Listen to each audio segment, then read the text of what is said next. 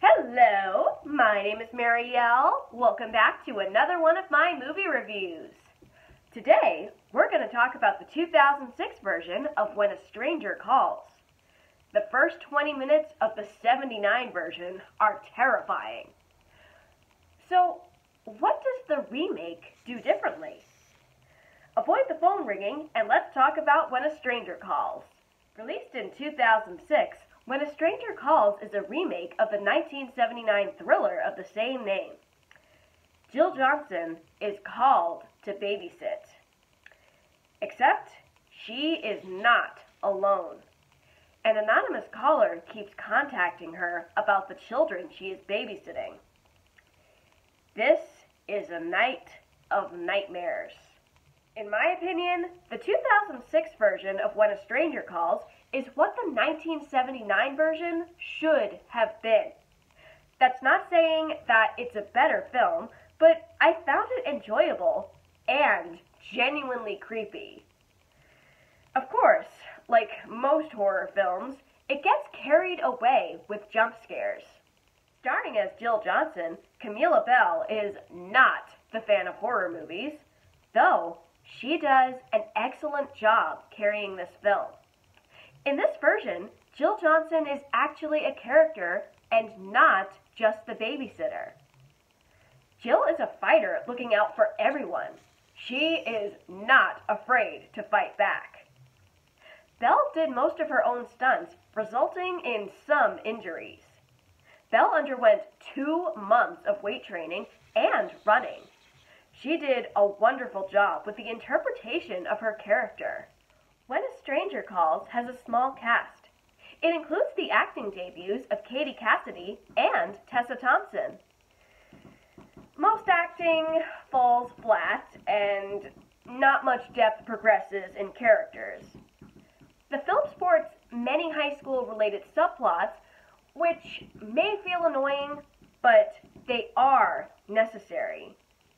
The subplots keep the film going, creating tension and an actual story. The setting takes place in a glass house overlooking a gorgeous body of water.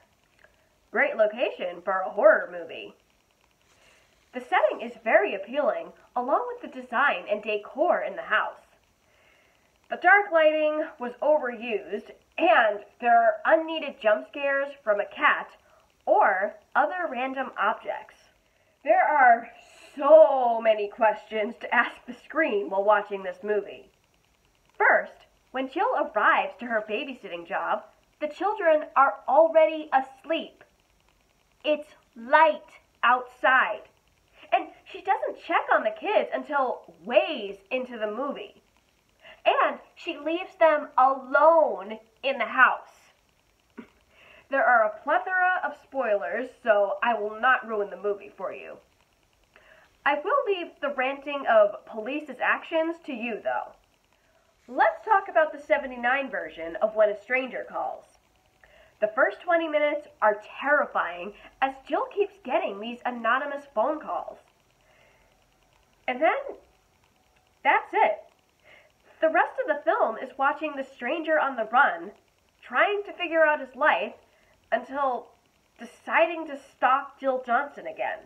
The late Tony Beckley starred as Kirk Duncan, aka the Stranger, in the 79 version. The film was trying in some way for audiences to relate to his character. Honestly, the film felt like a waste. We don't need to know the stranger.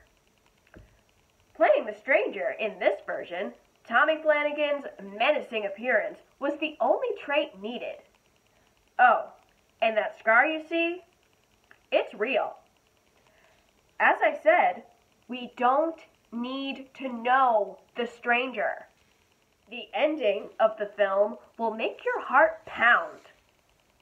It's a bit overdone with all the fighting and unnecessary jump scares, but Simon West took his own creative approach, fixing issues from the original film.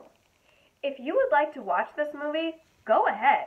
Critics have panned it, but I don't believe that it deserves that. In my opinion, the 2006 adaptation of When a Stranger Calls is better than the '79 movie. Watching it in a dark room makes you pray that your own phone doesn't ring during the movie. What's a remake that you believe deserves more recognition?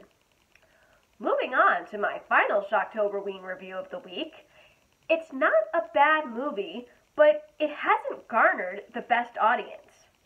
Catch my review of The House at the End of the Street.